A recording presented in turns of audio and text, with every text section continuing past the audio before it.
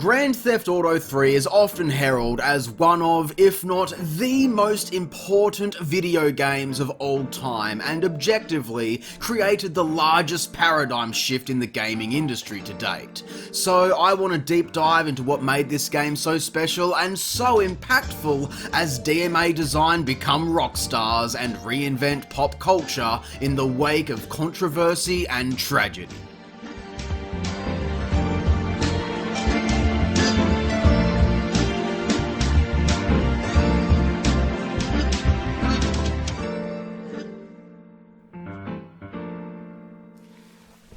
So, how did GTA 3 achieve all of its accolades, and how did Rockstar redesign the fundamental expectations of freedom and world building?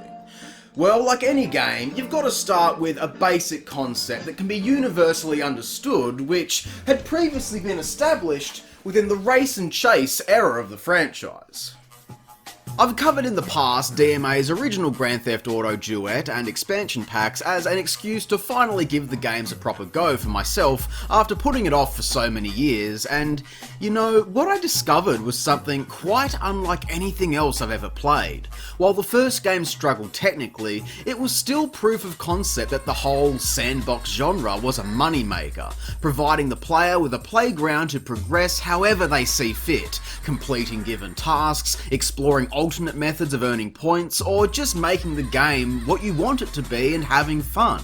I would recommend checking out my older videos if you want to learn more about that, but with the sequel come many quality of life improvements to the core gameplay, such as a larger emphasis outside of vehicles, or using the money you earn to make things a little easier by purchasing stronger weapons or upgrades.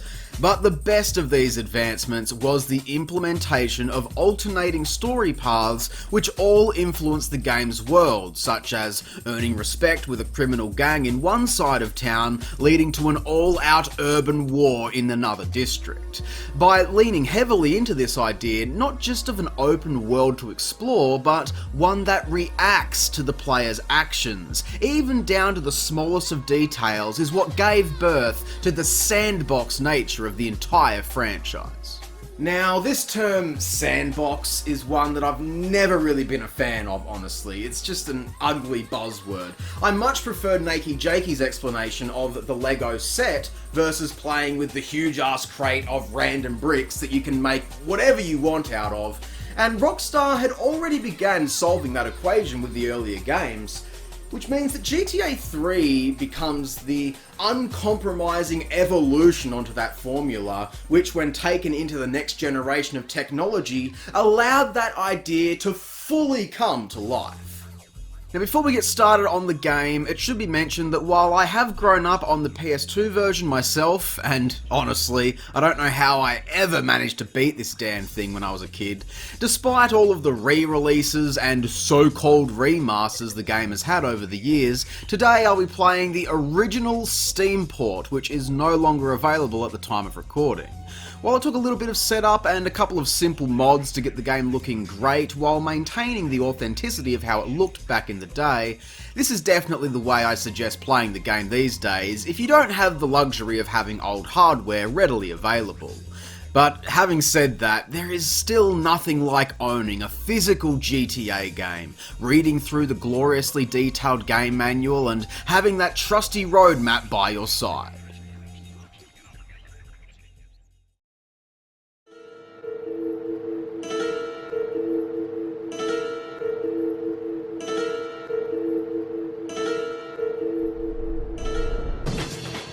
GTA 3 opens with a concise introduction to our low-life protag deep in a scene of betrayal, which leads to a by-chance escape from a prisoner convoy and into the first of Liberty City's 3 islands. So, directionless, in a strange place, and with a hole in your pocket, the opening mission introduces us to the basics of the game's structure, earning cash by completing odd jobs for various shady figures around the city. But like a lot of us in adolescence, all of the fun was in driving around, causing chaos, and just being a dick to people on the street. For the first few laps around the block, the game really feels like a continuation of GTA 2's formula, with bustling neighbourhoods, key landmarks, and very little direction outside of mission triggers. While the objective in the first two games was simply earning enough overall cash to punch your ticket into the next chapter, 3's progression is purely based on the much more linear narrative, which borrows heavily from all of the classic crime dramas and blockbuster action sequences throughout cinematic history.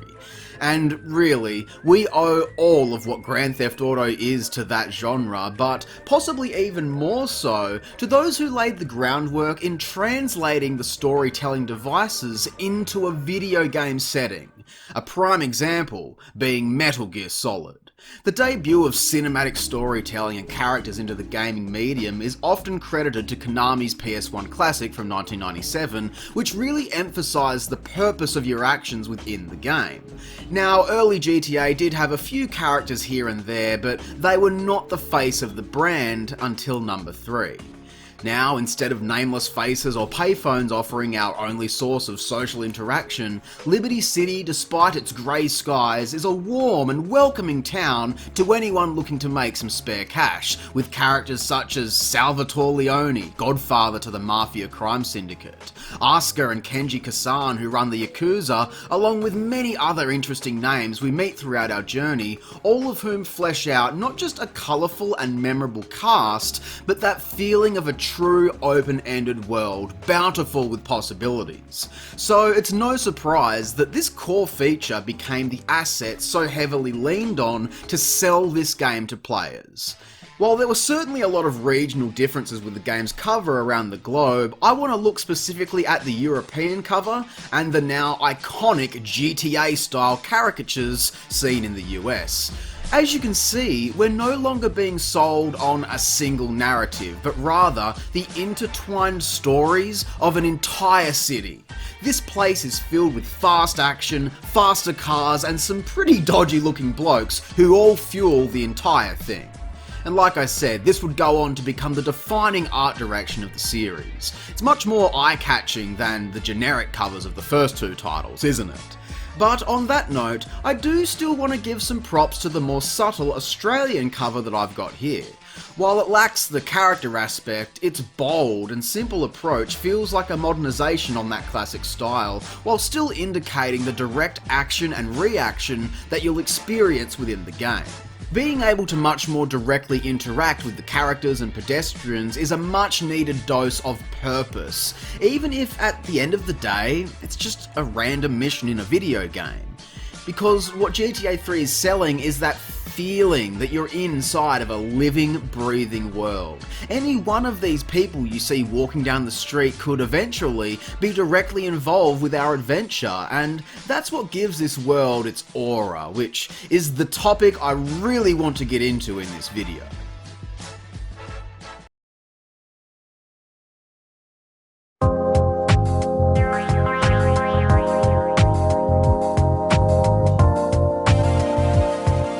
Constructing the world of Liberty City goes far beyond just slapping together a map and dumping things into it, even down to the absolute bare basics. The amount of innovation on display in this game for the time is astounding, and I've got to commend the team for how they managed to pull this off, because out of all of the interesting characters that reside here, the city itself is the main star. You've got to remember, the team was coming off of a top-down driving game with levels structured like grids and a severe lack of visibility in certain areas. Now, of course, they totally could have gone this route again. I mean, in fact, we do get to have the option of playing the game from a bird's eye perspective, which really provides us a real look into what this game could have been at some point during development. But if you've ever messed around with this camera angle, it's not good. Seriously, try playing through the game like this. I fucking dare you. In fact, I suffered so that you don't have to. You can check that out over on Patreon. Part of the argument as to why this mode is so impractical may be because this game was clearly designed to be played as an over-the-shoulder third-person game, but once again, looking back, there were so many times in the 2D games that were just begging to be viewed with a down-to-earth perspective. So much like DMA's original third-person open-world game, Body Harvest on the Nintendo 64, the leap into that new evolution was taken as Liberty City started rising up from its humble foundations. For what is and all things considered, still quite early 3D era game. Man, this is incredible. While the controls and graphics would continue to be stretched to their absolute limits within this console generation, the game starts off incredibly solid with well-paced, responsive movement both on foot and especially in vehicles, each with their own attributes and purposes. And sure, the odd collision might send objects flying into oblivion, or a stray polygon could accidentally sink you into the drink, but I still can't really complain. Running around feels awesome now that we can actually see where we're running. Even to this day, I'm still awestruck by the horizon, looking ahead to where I'm going and learning to navigate by the different landmarks.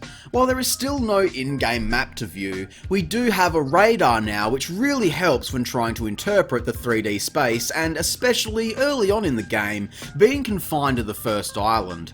Looking across the river and seeing a huge city yet to be discovered acts as an incredible incentive to push through some of the tougher missions in the beginning. Due to the nature in how we escape the prison convoy, the world beyond Portland is inaccessible due to a destroyed bridge, and no, you can't jump it like in the first game. I mean, you could try to, but I find that it's more fun to watch the police force effortlessly drive off into the cold water below, which, by the way, we can't swim either. Iconic. But once we make it through more of the story and the world truly opens up, is when this place comes to life with personality. Each area begins to take on a style of its own thanks to all of the little world building elements working hand in hand to create a sensation of reality. Odd jobs go from working the docks, hustling in Chinatown for unsavoury figures, to working your way up the crime ladder, living penthouse style, helping manage casinos in the glitz and glamour of the big city, and rubbing shoulders with people in high places.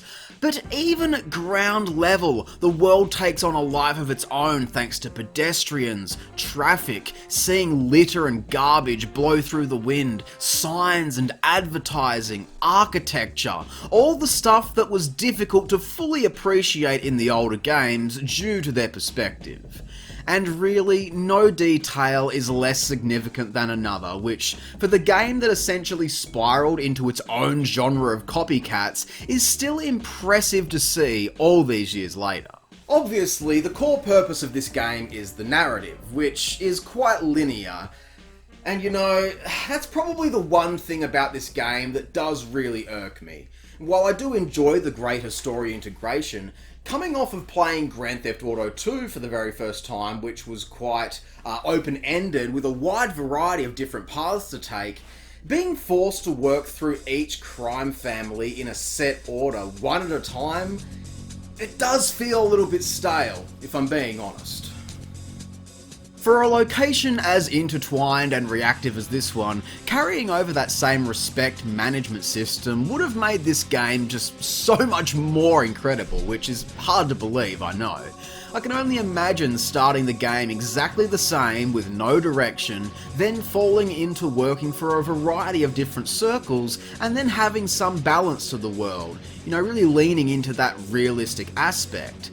But instead, by the time you complete the first island and pop all of the Mafia, it leads to entire sections of the map being aggressively hostile, to a point of it being a pain in the arse whenever you have to go back there. Seriously, St. Mark's is like a battle zone. You can't even drive through without having an abrupt end to a mission, with no way to defend yourself. This is particularly annoying once objectives begin to span all 3 islands of the map. It's not as big as maybe our childhood minds perceived it, but it's still a lot of unnecessary driving due mostly to pure video game fuckery. Had they opted to keep those relationship mechanics, even just as a background feature to the main gameplay, I feel like it would have really helped this game in the long run, and may have prevented some rather infuriating moments from roadblocking your progression. Sometimes I've just got to crack the shits with this game. I mean, why on earth is the difficulty on a Richter scale? Look, while I have sung its praises, you know, I feel like the times when it's not good are always during the most heated sequences. For example, trying to kill a crowd of enemies is difficult with any weapon given that locking onto targets is still a bit sloppy, especially when there is a bunch of them just mobbing at you. It's easy for key vehicles to get destroyed or for characters to be accidentally run over. Perhaps if they didn't move like they were glued to the floor, then maybe we'd be on our way instead of in the way of immediate danger. Vehicle pathing is also something else. Underneath the surface of this world's movement is actually a whole bunch of choreographed pathways which can only be disturbed by the player before everything returns to normal. Hence why in this mission, for example, where you need to escort a vehicle across the map, it got nudged off of its path and then got stuck trying to get past this wall. And for Christ's sakes, the end of the mission is right there. And if this thing takes even one stray bullet, then it's all over. Shit like this is so stressful so often. I find that most of my fun is actually taking on the other side of what the game has to offer.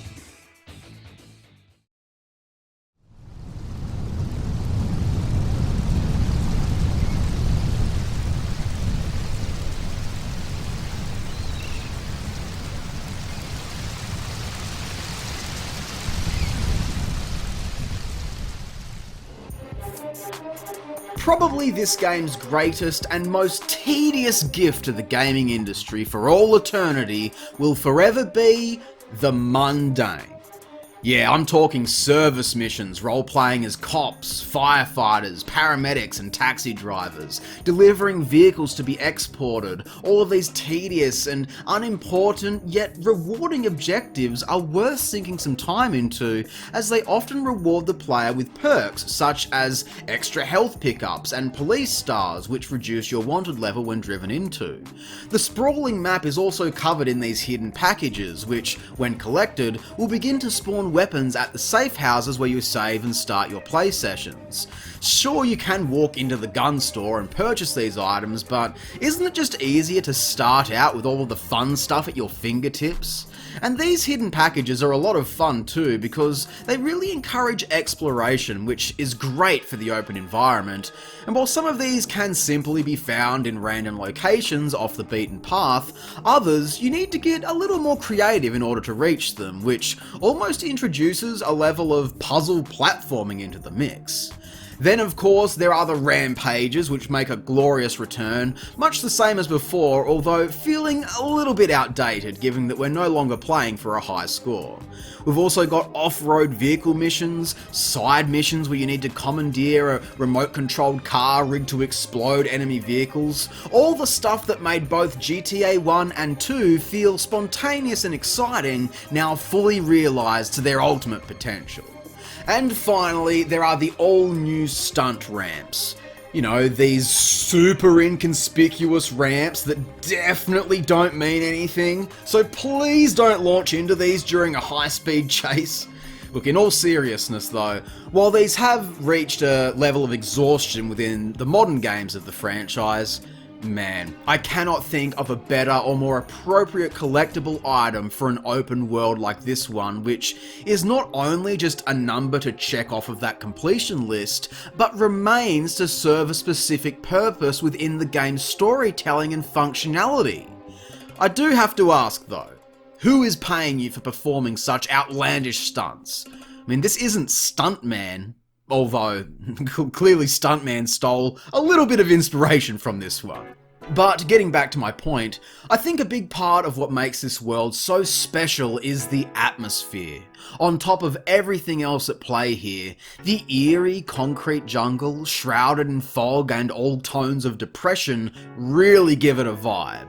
Some people refer to it as that GTA 3 feeling, which my mate JOYLESS made an incredible video on if you want more of a discussion about liminal spaces and whatnot within the game. It's a whopper video, I'll link it down below. But it's those special details that really didn't need to be here which excite me the most when looking back on this retrospectively. I mean, you can ride the subway for God's sakes. What point does that serve? It's the most inefficient method of traversing the map, and so much of this area only exists for the sake of having this realistic detail included. I mean, it's not like subways in games today where there's always some crazy shit going on down there. You can walk the entire thing and find nothing. So why did Rockstar take on such a severe level of detail with this? You know, I would argue that this is world building, but even that is a stretch when all a feature like this adds to the world is merely the fact that it is there. At all.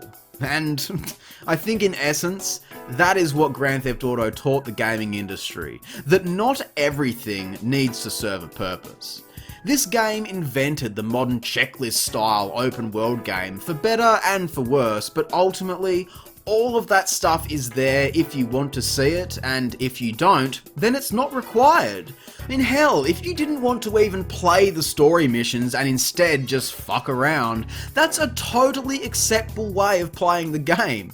And sure, you may never see beyond the first district, but I'm sure there are a ton of people who grew up playing this game like that, and it wouldn't invalidate their time playing. I mean, it's not like beating the story is everything here. While I would argue that the story is maybe the main reason to play Grand Theft Auto 3, and honestly, that becomes even more relevant the later into the series you get, someone who's also put hundreds of hours into this game without touching the narrative aspects has played this as equally to completion, in my opinion. So, having said all of that, let's wrap up the story because, as I alluded to earlier, I'm still kind of shocked that I was able to beat this entire game as a kid, given how much of a ball ache certain things can be, even as an adult playing it today. I've got to do this to prove to myself that, you know, grown-up adult strong Jack is more of a man than the puny, insignificant, docile baby Jack.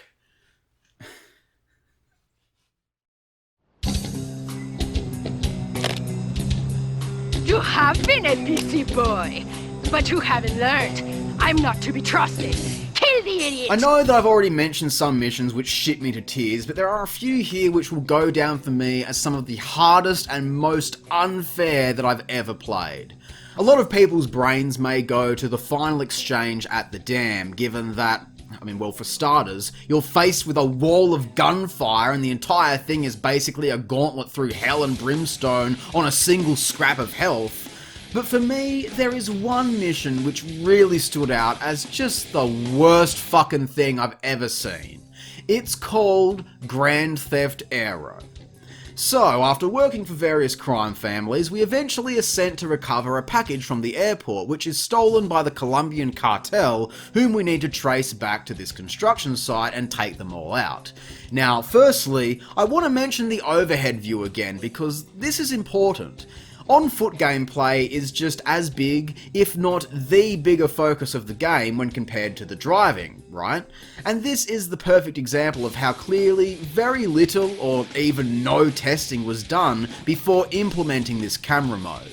Traditionally, passing under a bridge or a roof or whatever, we get to see an arrow that shows our position, but we don't get any little quality of life things like that here. Instead, the game will awkwardly put you back into a third-person perspective. I mean, only some of the time. When there is an actual gunfight happening inside of this airplane hangar, you get nothing. No arrows, no indicators of where the enemies may be, no transparency on the roof. So your only hope is to either use a gun that allows for first-person aiming, or change the camera mode, which is fine because, I mean, let's be real. This game was designed to be played over the shoulder, and even then, taking out this many guards can still be a little challenging at times. I'm just using this as a hypothetical example. But it's when we get back to the construction site that this game really shows its lack of understanding this new perspective. We're presented with a brief maze through the construction yard with bad guys around every corner, trigger happy the moment you're in their line of sight. But they're often not in yours. In fact, trying to see past these corners is so touch and go. I hate this so much. You've got no idea how many attempts it took me to get through this part. Just cautiously sneaking through, trying to shoot them before they recognize that I'm there. This is the one time where you would think that an overhead camera may actually be of some use because we could see where these guys are coming from, right? Well, no. Because often you still can't really get a good view of people, and targeting them in the overhead is a total crapshoot. So you've really got no choice but to brute force and carefully, oh so carefully navigate this mission. It sucks. And look, I don't bring this up just to scratch and claw at something to complain about, rather to point out the missed potential of modernising this perspective on the world. Fucking dead. But this is when we learn that Catalina, the girl who betrayed our main man, is now running the cartel, and she takes off. So, in a final act of revenge, we take on the cartel as a one-man army, leaving no prisoners in a Hail Mary of bloodshed before the credits roll. GTA 3, despite some of its flaws, is no doubt still an iconic must-play game, even after all of these years. Every single game of the past 2 decades owes something to this gem, for how it shaped the 3D game space, redefined the open world, and how it magically created the sandbox genre for the modern era. 3 has never been my personal go-to, but I have really enjoyed my time playing it again, and being able to take this entire thing in and appreciate every aspect with a mature perspective. It's crazy to think just how lucky we really are, given how much this shook the entire world when it released October 23rd, 2001, after the world had already been shaken up by 9/11 just a month prior.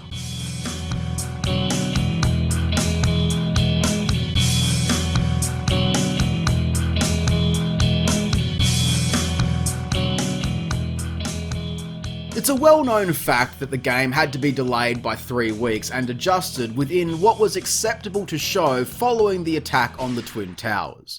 And sure, from day one, the franchise was met with controversy, but it's honestly confronting just how much crazy shit this game was still able to get away with in a post-9/11 world.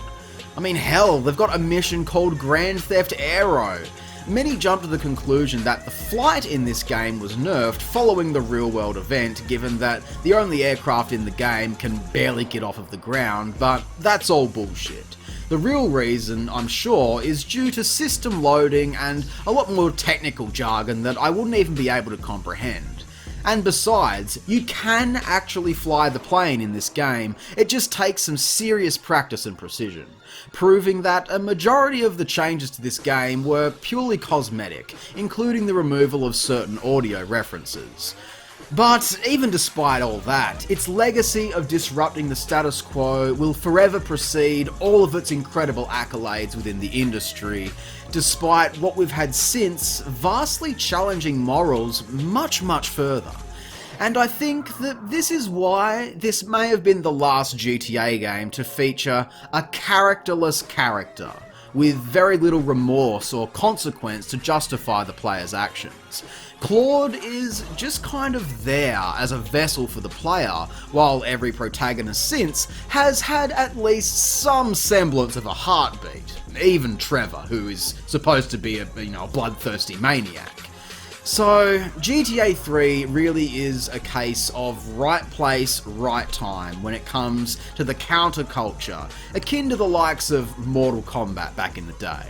The right technology in order to deliver its groundbreaking world, and while not exactly phenomenal, the storytelling influence that Metal Gear inspired into the gaming world that was possibly the missing link that GTA needed to hold everything together, finally taking the forefront. So, with all of that in consideration, Grand Theft Auto 3 gets 7 out of 10. The same score that I gave its predecessor, as this really feels like an evolution on that title for me. While both games succeed and fall short in similar ways, a 7 is still strong and leaves plenty of room for improvement, so all that's left now is to go on and print a bunch of money, because hot damn, this GTA thing might actually start to catch on. So, be sure to join me next time when we take a look at Vice City ahead of GTA 6's release. Holy hot damn, man, I'm getting hyped for that. If you enjoyed the video, then be sure to leave a like, subscribe, and share it with a friend. Remember, I'm Square-Eyed Jack, and I hope you have a great fucking day. Thanks for watching.